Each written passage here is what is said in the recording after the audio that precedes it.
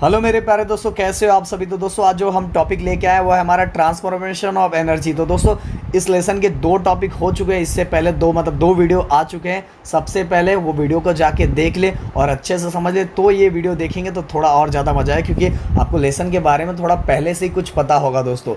तो दोस्तों आज जो मैं टॉपिक कवर करने वाला हूँ वो है हमारा transformation of energy. Transformation of energy दोस्तों, ट्रांसफॉर्मेशन ऑफ एनर्जी के पहले मैं कुछ चीज़ें आपको बताना चाहता हूँ। वो चीज़ें आप समझोगे तो आपको ये टॉपिक अच्छे से क्लियर हो जाएगा।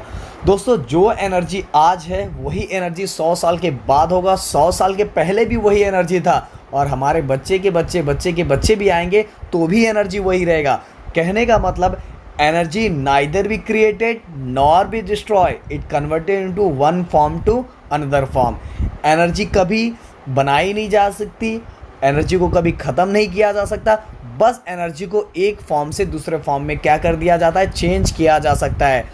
Energy neither be created nor be destroy, it converted to one form to another form. दोस्तों अब जब जाओगे आप, जैसे 11th में 12th में अगर आपने साइंस लिया, तो दोस्तों 12th में फिजिक्स 1 में थर्मोडायनेमिक ये एक लेसन है दोस्तों, ये टॉपिक दिया हुआ है डायरेक्ट। और इस पे अभी मैं ही इस टॉपिक को क्लियर कर रहा हूँ बच्चों को, मतलब फिजिक्स 1 में थर्मोडायनेमिक लेसन मैं ही पढ़ा रहा हूँ। ओके, अगर आपको ज़्यादा समझना, ज़्यादा नॉलेज लेना है तो जाके वो लेसन समझो दोस्तों। पर दोस्तों आपके लिए हार्ड होगा, क्योंकि अभी आप 9th के लेवल पे हो, फर्स्ट टाइम आपके लिए सब चीज़ें आ रही है, तो आप इतना ज़्यादा मत सोचो। जितना मैं बता रहा हूँ उतना ही समझते जाओ, आपके लेवल पे उतना ही समझते जाओ। मैं तो ऑलरेडी आपको ज़्यादा बता रहा हूँ दोस्तों। जैसे जैसे आगे आप बढ़ते जाओगे, हम आपको जीटी वाले इतना नॉलेज दे देंगे दोस्तों, आगे आपके सामने कोई बोलने से पहले सोचेगा यार उनको तो ऑलरेडी इतनी सारी चीज़ें पता है दोस्तों। ओके, तो ट्रांसफॉर्मेशन ऑफ एनर्जी, एनर्जी को हम एक फॉर्म में से दूसरे फॉर्म में चेंज कर सकते हैं, बट एनर्जी को कभी भी ना बना सकते हैं ना ख़त्म कर सकते हैं।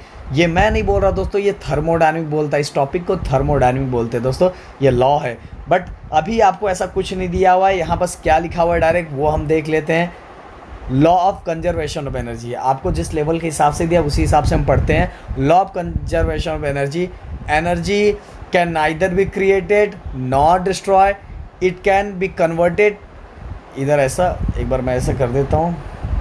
ओके, हाँ ये वाला, energy can neither be created not destroy, it can be converted from one form into another, thus the total amount of energy in the universe remains constant. मतलब एनर्जी पहले जितना था वो एनर्जी अभी भी है और आगे भी वैसी ही एनर्जी होगी। कांस्टेंट मतलब दोस्तों एनर्जी जैसे अभी थी, जैसे अभी है वैसे पहले थी, और आगे आने वाले दिनों में भी एनर्जी वैसे की वैसे ही रहेगी। तो जो लाइन मैंने बोला दोस्तों उसको लिख लोगे तो आपके लिए ज़्यादा सिंपल रहेगा और अच्छे से आपको समझ में आए। दोनों का मतलब एक ही है, पर जो लाइन मैंने पहले बोली थी दोस्तों वो आपके लिए थोड़ा सिंपल हो जाएगा। Energy neither be created nor be destroy, it converted into one form to another form. मतलब एनर्जी ना तो बनाई जा सकती ना तो ख़त्म की जा सकती है, एनर्जी को बस एक फॉर्म से दूसरे फॉर्म में चेंज किया जा सकता है दोस्तों। इसीलिए जो यूनिवर्स की जो एनर्जी है वो हमेशा कैसा होता है, कांस्टेंट होता है, मतलब कभी भी चेंज नहीं होता। अब दोस्तों सर ये आप क्या बोल रहे हो, मैं बताता हूँ ना दोस्तों। जैसे आपने दिवाली के टाइम फायर क्रैकर्स मतलब पटाखे तो फोड़े होंगे, ओके, और वो जो फायर क्रैकर्स फोड़ते हैं और फायर क्रैकर्स के अंदर केमिकल एनर्जी होती है दोस्तों। कौन सी एनर्जी होती है, केमिकल एनर्जी। और वो केमिकल एनर्जी दोस्तों कितने में कन्वर्ट होता है पता है, लाइट में, साउंड में, हीट में। लाइट निकलता है कि नहीं, जब फायर क्रैकर एक्सप्लोड होता है, एक्सप्लोड होने के बाद उसके अंदर की जो केमिकल एनर्जी होती है, it converted into a light, sound as well as heat energy. Okay दोस्तों, लाइट में कन्वर्ट होता है, साउंड में कन्वर्ट होता है, हीट एनर्जी में कन्वर्ट होता है। पहले वो क्या होता है, पहले वो होता है केमिकल एनर्जी, और बाद में किस में कन्वर्ट हो जाता है, लाइट, साउंड और हीट एनर्जी में। तो यही तो मैंने बोला, energy neither be created nor be destroy, it converted to one form to another form. तो पहले वो केमिकल एनर्जी था, पहले किस में था, एक्सप्लोड होने के पहले वो केमिकल एनर्जी था, बट जैसे ही उसको एक्सप्लोड कर दिया गया, it converted to light, sound and heat energy. तो यही तो है, यही तो हमारा क्या है हमारा टॉपिक का नाम, ट्रांसफॉर्मेशन ऑफ एनर्जी, और इसी को हम क्या बोलते हैं, law of conservation of energy. और आगे बढ़ोगे तो दोस्तों आपको पता चल जाएगा ये थर्मोडायनामिक का लॉ है। बढ़िया आगे है दोस्तों, आगे क्या मेरे अंदर का पता है, मैंने बताया ना दोस्तों, मैं हर क्लास को मैं फिजिक्स लेता हूँ तो अंदर का ज्ञान निकलने लगता था। पर दोस्तों आप अपने लेवल का अपने लेवल का ही सुनो, बट क्या ये नॉलेज भी एक्स्ट्रा रखे रहो दोस्तों। ओके, तो दोस्तों आपको मैंने एक एग्जांपल दे दिया जो आपके बुक में ही दिया हुआ है कि जब फायर क्रैकर को एक्सप्लोड किया जाता है तो जो उसके अंदर ये केमिकल एनर्जी होती है, it convert into light, sound और हीट एनर्जी। मतलब एक एनर्जी दूसरे एनर्जी में क्या हो रहा है, कन्वर्ट हो रहा है दोस्तों। और देख लेते हैं, चलो जो आपके बुक में एक दो एग्जांपल देख लेते हैं। तो दोस्तों चलो हम फ़ैन देखते हैं। तो दोस्तों फ़ैन को स्टार्ट करने के लिए आपको पता है सबसे पहले आपको क्या करना पड़ता है, स्विच ऑन करना पड़ता है। स्विच ऑन करना पड़ता है मतलब क्या है दोस्तों, इसका मतलब ये है कि आपको क्या करना पड़ता है, इलेक्ट्रिक करंट का सप्लाई करना पड़ेगा, मतलब इलेक्ट्रिक एनर्जी सप्लाई करना पड़ेगा। ये मान लो आपका फ़ैन है, ये क्या है, आपका फ़ैन है। जैसे ही मैंने स्विच ऑन किया तो इलेक्ट्रिक एनर्जी सप्लाई, और ये फ़ैन आप समझ लो मशीन है, तो इलेक्ट्रिक एनर्जी का सप्लाई हुआ और electric energy is converted to mechanical energy, जिसके कारण हमारा फ़ैन ये रोटेट होना स्टार्ट होगा। तो दोस्तों यहाँ पे ये ध्यान दोगे कि एनर्जी एक फॉर्म में से दूसरे फॉर्म में क्या हो रहा है, चेंज हो रहा है, ना कि जैसे आपको पता है तो एनर्जी ना तो डिस्ट्रॉय होता है ना तो क्रिएट होता है, बस एक फॉर्म में से दूसरे फॉर्म में क्या होता है, चेंज हो जाता है दोस्तों। अब एक और एग्जांपल ले लेते हैं दोस्तों, इंजन। किसका एग्जांपल, इंजन का एग्जांपल ले लेते हैं। इंजन आप समझ लो दोस्तों मशीन है, और इस इंजन का यूज़ किस लिए किया जाता है दोस्तों, कुछ प्रोसेस के कारण इस मैकेनिकल एनर्जी को इलेक्ट्रिकल एनर्जी में कन्वर्ट किया जाता है, और हमें जो इलेक्ट्रिकल एनर्जी का रिक्वायरमेंट होता है वो हमें ये फुलफिल करता है। कौन करता है, इंजन। तो दोस्तों ऐसे समझ के चलो, ये दोस्तों टेंथ में जाओगे, 12th में जाओगे तो इंजन के बारे में पूरा बताया हुआ है, और 10th में तो मैं ही बताने वाला हूं दोस्तों, तो टेंशन नहीं लेना। 10th में आपको सब कुछ मैं बताने वाला, पर आपके लेवल पे जितना दिया हुआ है उतना मैं बल्कि और थोड़ा देने की कोशिश करूँगा, पर ज़्यादा आपको कन्फ्यूज़ नहीं करूँगा दोस्तों। ओके, तो दोस्तों समझ के चलो, ये आपका इंजन एक मशीन है। ओके, क्या है, एक मशीन है, और ये हमें कुछ प्रोसेस के कारण, मतलब कुछ जिसके अंदर प्रोसेस होता है, जिसके कारण पहले मैकेनिकल प्रोसेस होता है, मैकेनिकल एनर्जी को किस में कन्वर्ट किया जाता है, इलेक्ट्रिकल एनर्जी में कन्वर्ट किया जाता है। तो दोस्तों यहाँ देखो, ये मशीन है और इसके अंदर कुछ प्रोसेस के बाद इसके अंदर से हमें क्या मिलता है, मैकेनिकल एनर्जी के बाद इलेक्ट्रिकल एनर्जी मिलता है। क्या मिलता है, इलेक्ट्रिकल एनर्जी। तो आप देखोगे दोस्तों, कुछ प्रोसेस के बाद सब एक एनर्जी को दूसरे एनर्जी में कन्वर्ट कर दिया गया। पहला मैकेनिकल था, बाद में क्या हो गया, इलेक्ट्रिकल एनर्जी हो गया दोस्तों। अब एक और एग्जाम्पल देख लेते हैं दोस्तों आपके लिए, चलो हीटर का एग्जाम्पल देख लेते हैं हम। हीटर दोस्तों क्या है, एक मशीन है। क्या है, मशीन है। तो हीटर को स्टार्ट करने के लिए सबसे पहले हमें क्या स्टार्ट करना पड़ता है, जहां आपने प्लग लगाया होगा वो स्टार्ट करना पड़ेगा। मतलब कहने का मतलब आपको इलेक्ट्रिक सप्लाई देना पड़ेगा। मतलब इलेक्ट्रिक सप्लाई मतलब क्या, इलेक्ट्रिकल एनर्जी को आप कन्वर्ट करोगे किसके अंदर, मैकेनिकल एनर्जी के अंदर। मतलब हीटर समझ लो आपका मशीन है। हीटर क्या है, मशीन है दोस्तों, ऐसा समझ के चलो। हीटर आपका मशीन है, तो इलेक्ट्रिकल एनर्जी को आप चेंज करोगे मैकेनिकल एनर्जी, और वही मैकेनिकल एनर्जी हमें देगा हीट एनर्जी देगा। क्या देगा, हीट एनर्जी। क्या देने वाला, हीट एनर्जी। तो दोस्तों आप देख रहे हो कि एक प्रोसेस को हम कितने प्रोसेस में कन्वर्ट कर रहे हैं। देखो जैसे हमने सप्लाई किया, तो सप्लाई करने के बाद हीट एनर्जी को, जो इलेक्ट्रिकल एनर्जी को हमने हीट एनर्जी में एट द एंड हमने कन्वर्ट कर दिया। इलेक्ट्रिकल एनर्जी को हमने एट द एंड लास्ट में किस में कन्वर्ट कर दिया, हीट एनर्जी में। दोस्तों आपने हीटर लगाया होगा घर में, सबसे पहले हम स्विच ऑन करते हैं, हीटर के मशीन में जाता है, बाद में गर्म हो जाता है, वो इलेक्ट्रिकल एनर्जी कैसा होता है, हीटेड हो जाता है, मतलब हीट एनर्जी में कन्वर्ट हो जाता है। तो आप देख रहे हो दोस्तों, एक फॉर्म में से दूसरे फॉर्म में हम कन्वर्ट कर देते हैं। अब दोस्तों एक और जो आप डेली देखते हो वो भी एक और एग्जाम्पल दे देता हूँ, लाउड स्पीकर दोस्तों सबसे पहले हम इसको इलेक्ट्रिक एनर्जी का सप्लाई देते हैं। इलेक्ट्रिक एनर्जी का जैसे सप्लाई देते हैं तो किस में कन्वर्ट हो जाता है, साउंड एनर्जी में। जैसे हमारे घर में जो स्पीकर होता है, तो स्पीकर को हम क्या करते हैं, एक सप्लाई देते हैं, और सप्लाई जैसे मतलब ये हमारा इलेक्ट्रिक एनर्जी का जैसे सप्लाई दिया तो ये किस में कन्वर्ट हो जाता है, साउंड एनर्जी में। तो एक फॉर्म में से दूसरे फॉर्म में क्या हो रहा है, कन्वर्ट हो रहा है दोस्तों। तो दोस्तों इतनी सारी चीज़ें हमने बता दी।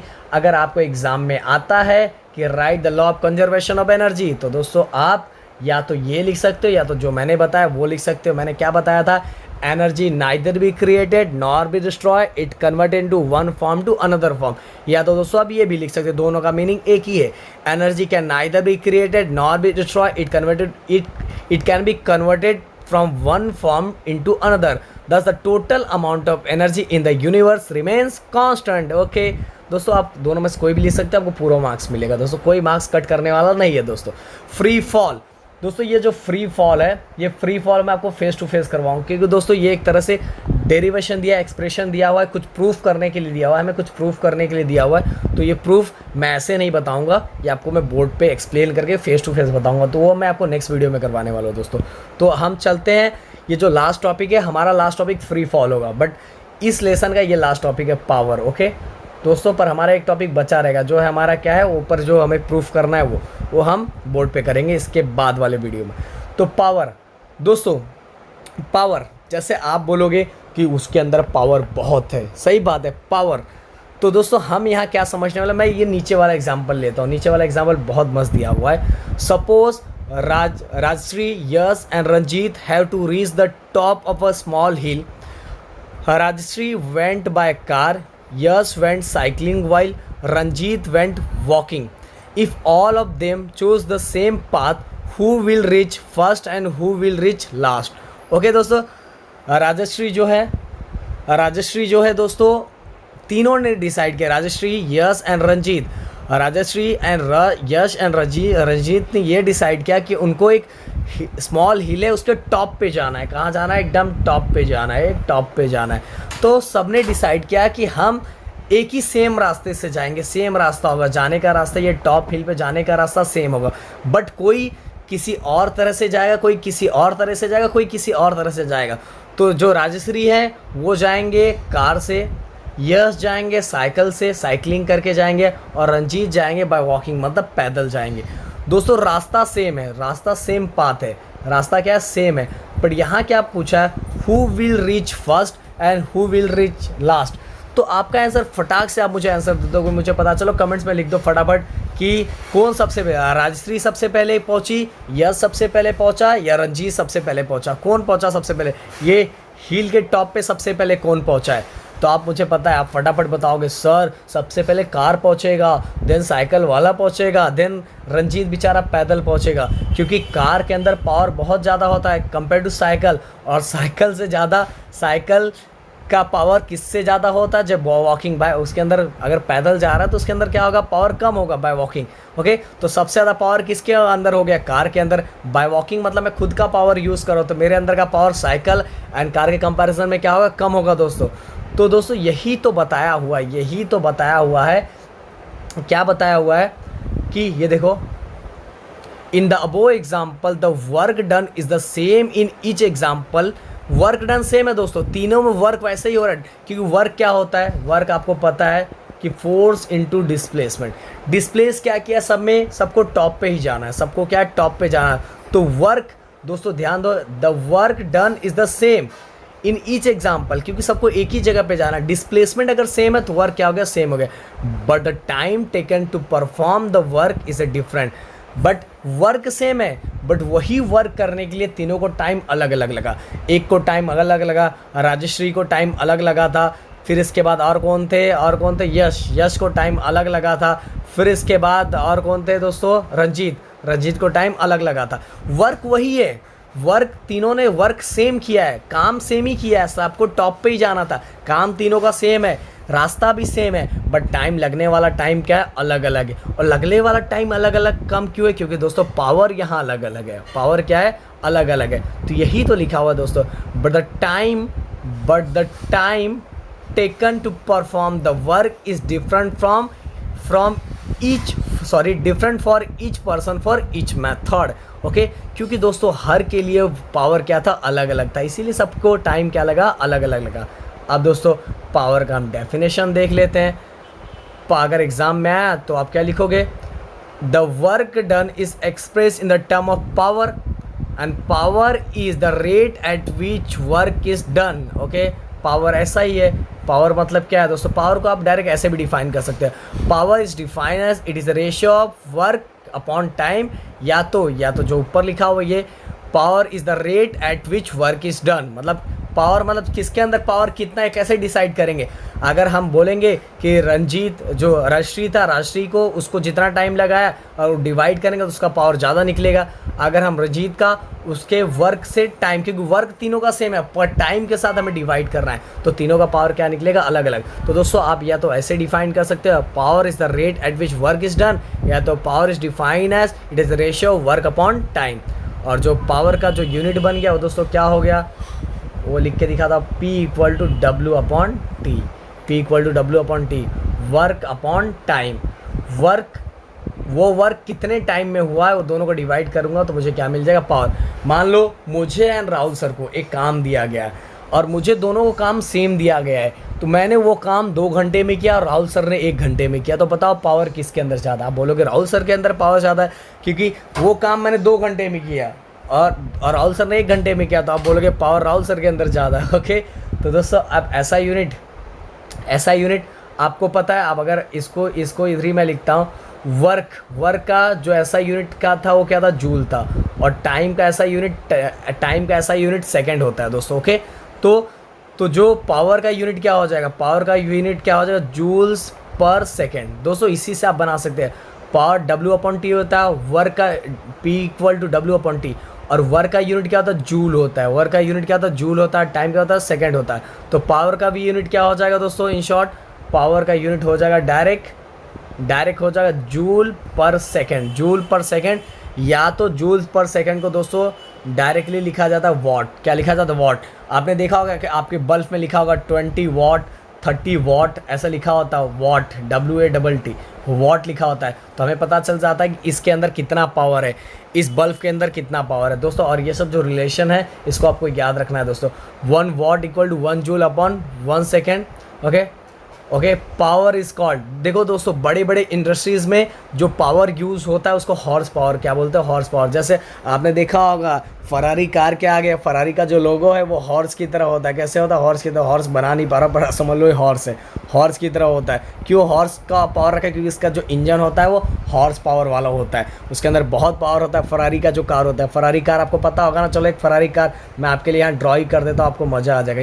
ये फरारी कार, ये मेरी फरारी कार है। ओके, तो दोस्तों ये फरारी कार जो है इसका जो इंजन है बहुत पावरफुल होता है, इसीलिए इसका जो लोगो है हॉर्स का बनाया रहता है, क्योंकि बोलते हैं इसका इंजन क्या हॉर्स पावर है।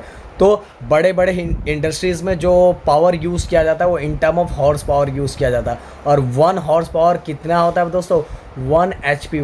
1 HP मतलब horse power, 1 HP equal to 746 watt होता है दोस्तों। सोचो एक हॉर्स पावर अगर हम लगाते हैं तो हमें कितना वॉट मिलता है, 746 वॉट। 746 वॉट, 100 वॉट तो आपने सुना होगा ना, 100 वॉट का बल्ब। तो सोचो एक 1 HP में कितना पावर होता है, 746 वॉट। तो बड़ी बड़ी कंपनियों में कौन सा टर्म यूज़ किया जाता है, 1 HP मतलब हॉर्स पावर में यूज़ किया जाता है दोस्तों। और एक और रिलेशन दोस्तों यहाँ लिखा हुआ है, इसको भी आप समझ लो फटाफट, यानी कि चांसेस बहुत रहता है। बहुत सिंपल रिलेशन है दोस्तों, इसलिए मैं इसको यहाँ बता रहा हूँ दोस्तों। ध्यान दो, अब यहाँ 1 किलोवाट को सेपरेट कर दिया गया है। 1 किलोवाट, और देखो यहाँ 1 किलोवाट आवर है, 1 किलोवाट आवर है, तो ये दोनों को सेपरेट कर दिया है। पहला 1 किलोवाट और 1 आवर। ओके, जैसे 1 kg इक्वल टू कितना ग्राम होता है, 1000 ग्राम होता है। उसी तरह दोस्तों 1 किलोवाट इक्वल टू कितना वाट हो जाएगा, 1000 वाट हो जाएगा। याद रखो 1 किलोवाट इक्वल टू कितना वाट हो जाएगा, 1000 वाट हो जाएगा। कितना वाट होगा, 1000 वाट। और 1 आवर में सेकंड कितना होता है दोस्तों, 3600 सेकंड। कितना सेकंड होगा, 3600 सेकंड। ओके, अब मैं अगर ये दोनों को मल्टीप्लाई करता हूँ दोस्तों, तो 36 1 36, यहाँ 36 लिख दिया दोस्तों मैंने। ओके, और कितना 0, 1 2 3 4 5, तो आगे 5 0 लगा दिया। अब ये जो W लिखा हुआ है, W मतलब क्या होता है, वॉट। क्या होता है ये, वॉट। और ये हमारा क्या है, सेकंड। ये हमारा क्या है, सेकंड। तो वॉट